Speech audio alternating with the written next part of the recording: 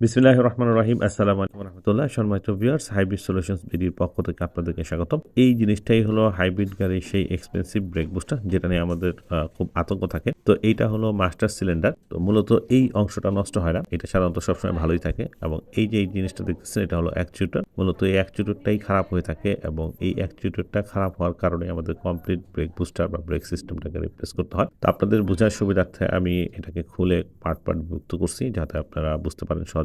আর এই অংশটা হলো গ্যাস কিট, যেটা আপনার মাস্টার সিলিন্ডার ও অ্যাকচুয়েটরের মাধ্যমে সংযোগ স্থাপন করে। তো অনেকে ধারণা করে থাকেন যে এই গ্যাস কিটের সিল নষ্ট হওয়ার কারণে ব্রেক বুস্টারটা খারাপ হয়।